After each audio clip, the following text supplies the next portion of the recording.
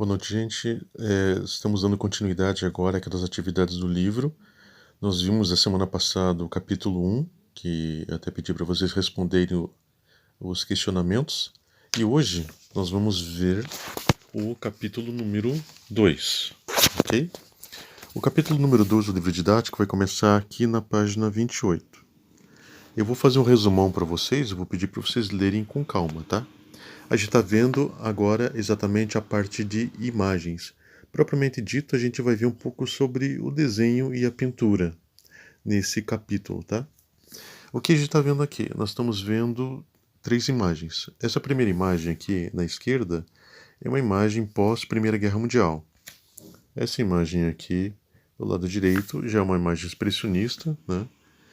Antes da Primeira Guerra. E nós estamos vendo aqui na parte de baixo, que é essa aqui, uma imagem da arte rupestre, ou seja, a arte da época das cavernas. O que nós estamos vendo aqui? Nós estamos vendo a questão da diferença de traços, tá?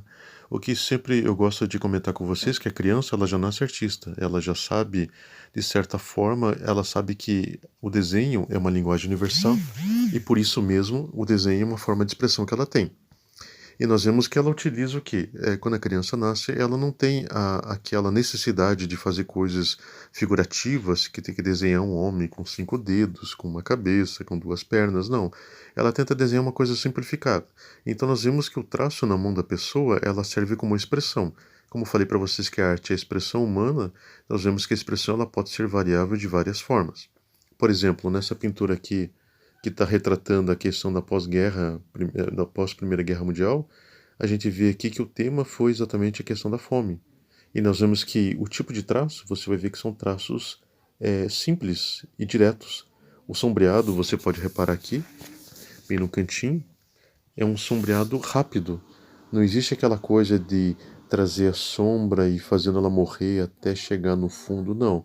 A gente vê aqui o traço do próprio lápis. A gente vê que está sendo feito de uma forma muito rústica. Então é uma pintura que ela não está baseada, um desenho não está baseado exatamente num detalhamento para que fique uma coisa maravilhosa, não. Ela está preocupada com a mensagem. Consequentemente, dessa do lado aqui, nós vemos que isso aqui é um trabalho feito em pastel. E pastel, na verdade, é como se fosse um giz de cera seco. E nós vemos que aqui é um esboço com um pouco de pintura. E nós vemos que a pessoa faz traços suaves, então a gente vê que existe uma calma, né, nessa representação, diferentemente daqui, que existe já uma questão de necessidade de uma mensagem, necessidade de uma urgência. Aqui é um protesto. Aqui não. Aqui já é um padrão estético, já é uma coisa que quer mostrar a cultura da época, o cotidiano na época. Aqui, no caso, uma mãe com um filho olhando para uma paisagem. Já é uma questão diferente do anterior. Ele não traz uma conotação de protesto, mas uma conotação de estética, quis deixar uma coisa bonita. Já na parte de baixo aqui, nós vemos que existe a simplicidade da forma. Nós vemos que são traços feitos de maneira grotesca sobre a pedra. E o que ele está retratando aqui? Ele está retratando o cotidiano desses homens da caverna. Possivelmente seja um material de caça, talvez uma fêmea com um filhote, que seja o tema que a pessoa está trazendo para o espectador. Então nós vemos que aqui nessa primeira página, o desenho é trazido como um instrumento de expressão, um instrumento de diálogo. É a forma de você usar o idioma. Já na página 29, nós vemos aqui inclusive uma obra do Van Gogh, que tem essa característica dessas grandes texturas redondas que ele utilizava bastante, né? Nós vemos que o artista ele tem várias formas dele capturar a imagem, várias formas dele transmitir a imagem através de inúmeras técnicas. Então, normalmente, quando a pessoa faz essa transformação no trabalho, que ele começa a desenhar, pintar, ele escolhe algo que seja mais maleável para ele. Alguns escolhem desenho, outros escolhem pintura, outros escolhem gravura, outros escolhem fotografia. Então, a gente vê que no artista ele tem a forma dele se adaptar. A mesma coisa a pessoa. A pessoa muitas vezes gosta de usar tênis, gosta de usar sapato, gosta de usar calção, gosta de usar calça, gosta de usar blusa. Então é uma forma da pessoa se sentir bem. E dentro das artes plásticas a mesma coisa. Já no topo dessa página 29, eu vou pedir para vocês responderem um questionáriozinho ali. É uma pergunta com relação a técnicas, né? Quais foram os temas trabalhados? Estou perguntando uma coisa simples que vocês vão analisar ali em cima, ok? Não vou entrar em detalhes porque vocês vão ver em casa. Já na página seguinte, está falando sobre o desenho e as imagens. Aqui está falando exatamente sobre a fase da criança, a fase dela tentar se expressar e trazer a forma dela usar isso como idioma. Então vocês vão reparar que é, exatamente a criança ela traz a criatividade, ela vai fazer o uso de materiais, ela vai experimentar materiais para poder desenhar. Isso é uma fase de desenvolvimento da mente dela. E nós vemos também aqui que dentro das linguagens, essa coisa de você utilizar várias técnicas e utilizar vários materiais e que vai te aprimorar como artista, vai te dar exatamente aquela maturidade para você poder colocar uma linguagem padrão para a tua expressão. Aqui você vai ter mais uma atividade que eu vou pedir para vocês darem uma olhadinha, tá? Tá falando sobre uma comparação de desenhos e vocês vão fazer uma atividade prática aqui também, ok? Na próxima página, página 32, nós vamos dar uma abordagem sobre o homem e a sua geografia. A geografia exatamente uma matéria que estuda o espaço que o homem ocupa na Terra, a consequência desse espaço. Então nós vamos ver que as artes elas surgem assim até do acaso. Quando a pessoa está trabalhando a terra, está fazendo a plantação, vão surgir desenhos sem a pessoa perceber, ele está fazendo uma linguagem plástica, ele está fazendo uma coisa que é agradável ao olhar. Aqui também vai citar. Na outra página, a gente vai falar sobre o imenso número de imagens. Lembrando vocês que, como a gente está vendo aqui cartazes de jornal, aqui um livro antigo da época do Brasil, é, época de descobrimento, aqui está mostrando azulejos de influência portuguesa, aqui está mostrando também, até mesmo um raio-x de um médico. Nós vemos que a imagem está contida em tudo. E eu quero lembrar vocês que antigamente, muito antigamente, antes do desenvolvimento da fotografia, por exemplo, essa imagem aqui do Brasil, dos primeiros índios, a gente tem que perceber que não existia fotografia, era necessário que desenhistas fizessem desenhos para exatamente mostrar o que estava acontecendo, o que tinha. Então, por exemplo, na exploração do Brasil, quando os portugueses vieram para cá, como é que eles podiam transmitir o que eles estavam vendo? Não tinha como fotografar, então eles tinham que desenhar. Então, isso daqui era o jornal da época, isso daqui era a fotografia da época. Então, por isso que era a necessidade do trabalho artístico, que era o trabalho de reproduzir o real. Por isso que nós vemos que nas pinturas, hoje, nós vemos que as pinturas, muitas vezes, as mais antigas, eram mais figurativas, porque era a tradição de você trazer a representação do real, né? Hoje, como tem fotografia e tem outras linguagens, nós estamos partindo mais para a questão da expressão. Então nós vemos que isso, a reprodução do desenho, ele está trazendo a cultura que estava contida no Brasil e está trazendo também, acima de tudo isso, a própria contextualização dessa cultura. Aqui, por exemplo, já mistura o azulejo já é influência portuguesa dentro da vida do Brasil, dos brasileiros, né? Então a gente vê que o português com o brasileiro surge o Brasil de hoje. Então a gente vê que além de uma notícia, além de uma imagem, além de uma informação, também traz o quê? Traz o modo de viver daquela população que está sendo pesquisada, vamos colocar dessa forma. Então a imagem é uma linguagem universal, que nem eu falei para vocês. Por exemplo, no médico ele está analisando aqui um raio-x, qualquer médico, um médico que seja americano, um médico que seja inglês, um médico que seja australiano, um médico que seja francês, todos eles vão ter a mesma interpretação sobre essa imagem, porque a imagem ela é uma linguagem universal, ok? Partindo para frente, nós temos aqui na página 34, já vamos falar sobre a imagem quando se torna com um pouco mais de tecnologia. Por exemplo, a estampa é a reprodução de várias imagens padrão. Então isso já é uma coisa que é utilizada até hoje em dia, por exemplo, na informática, para fazer a reprodução de padrões. Né? Os softwares eles vão lá, reproduzem uma imagem, daí o têxtil reproduz a imagem de um software eletrônico. Mas nós vemos aqui, por exemplo, na questão dos cordéis, a necessidade de reproduzir de repente uma obra de várias vezes, nós vemos a xilogravura. Xilogravura, o que é? Xilogravura é quando você pega um pedaço de madeira, você entalha essa madeira, você passa tinta nessa madeira e você faz a prensa dessa madeira sobre o papel. Daí surge o quê? A gravura. Então nós vemos aqui que, por exemplo, a arte no Nordeste, que era muito famosa por isso, às vezes as pessoas não têm tanta habilidade para o desenho, mas elas fazem as matrizes de madeira, colocam a tinta sobre a madeira e imprimem, no caso, fazem a pressão dessa madeira sobre o papel, existe uma impressão. Daí, com relação a essa impressão, surge o quê? Surge os cordéis. que é uma forma de trazer a cultura nordestina e trazer a arte. E está trazendo o quê? A história contada através da imagem. E nós vemos que isso tem o princípio da fotografia.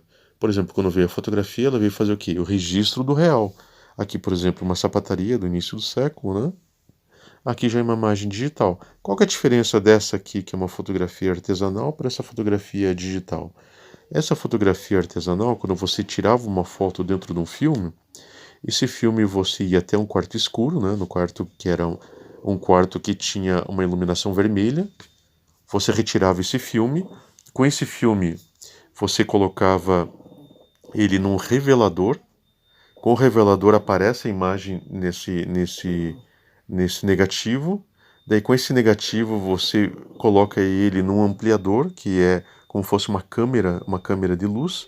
E essa luz ela vai passar por esse negativo e vai fazer ampliação sobre o pedaço de papel. E esse papel fotográfico ele é feita uma impressão. Dessa impressão, daí no caso, é feito o quê?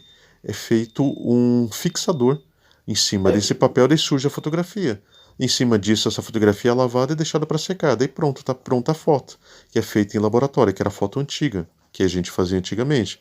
Que por sinal, eu também já revelei, como eu tive a matéria de fotografia, nós fazíamos antigamente fotos com latas de. A gente pegava uma lata, por exemplo, de leite, fazia um furo e colocava lá dentro um negativo. E daí nessa lata, com esse furinho, a gente abria, entrava a luz, fechava o furinho novamente e fazia a sensibilidade desse negativo. Daí a gente ia numa sala escura, pegava esse negativo, passava o revelador nele, no caso, fazia ampliação no papel e fazia o fixador e estava pronta a foto. Esse é o modo artesanal, que não existe mais. Agora, nessa forma moderna, que você tem um celular na tua mão, que você pode tirar foto, todo esse processo é feito digitalmente. Então, no caso, essa imagem é transmitida para os pixels, que são pequenos pontinhos, cada pontinho tem uma cor diferente, e daí você tem uma imagem real. E essa é a evolução da fotografia hoje, ok? Agora nós vamos aqui um questionamento, né? É um questionário já da página 34. Está falando sobre as imagens da página 33, 34, 35. Vai pedir para você responder algumas perguntinhas. Não tem erro, eu quero que vocês façam com calma, tá ok? Na página 37, está falando sobre os profissionais da imagem. Quem são os profissionais da imagem? São o pessoal que é fotógrafo, o pessoal que é tatuador, o pessoal que é ilustrador, o pessoal que trabalha exatamente com imagens. Vai falar sobre um pouco o porquê, né? O porquê que ele está fazendo esse trabalho. E aqui você vai ter uma atividade sobre isso, para você escolher algum tema desse e falar sobre esse tema, ok? Página 37. Na página 38, a gente vai ter uma outra atividade prática. Está pedindo para você escolher uma linguagem.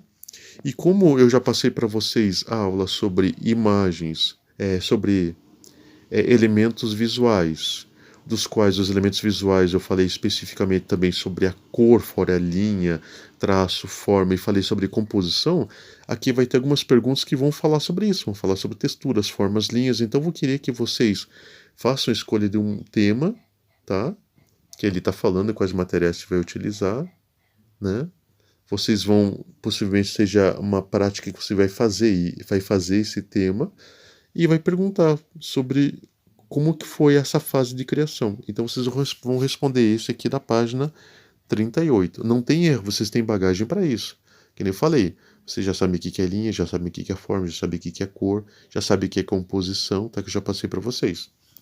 Página 39 aqui, vocês vão ter um resumão falando sobre, no caso, o desenho e imagem, que eu falei que é uma linguagem, que é a primeira linguagem que a pessoa tem, é uma forma de reprodução, né? Vai falar sobre arte e trabalho, que muitas pessoas são profissionais disso. Vai falar sobre nosso convívio com as imagens. Já falei ali sobre como é que não existia fotografia numa época, era a reprodução do que se via era através do desenho, através da pintura, e ao longo da história ela foi se modificando. Então, vai pedir aqui, descreva outros assuntos aqui discutidos aqui nesse capítulo. Então, o que você leu nesse capítulo 2, dá uma resumidinha aqui, tá? Para vocês terem isso, ok? E terminando, na página 40, você vai ter mais uma atividade para você procurar em jornais, tá?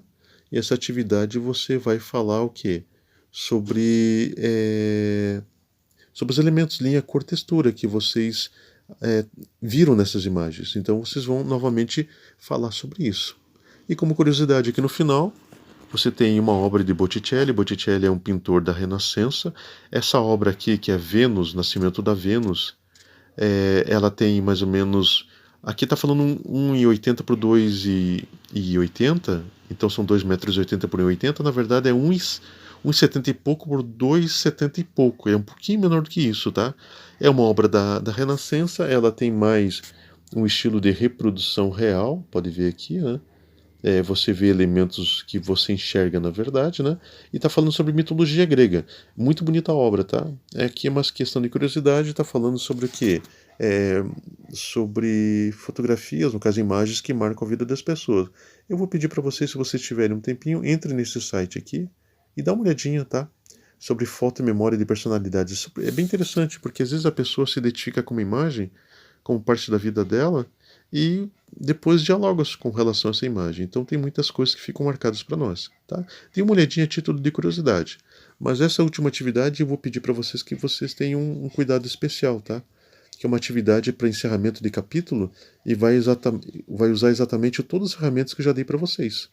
Que é exatamente sobre os elementos da linguagem visual, que vocês já sabem todos, ok?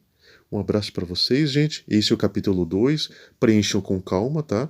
Como o capítulo 1 e o capítulo 2, eu vou vistar eles na sala de aula.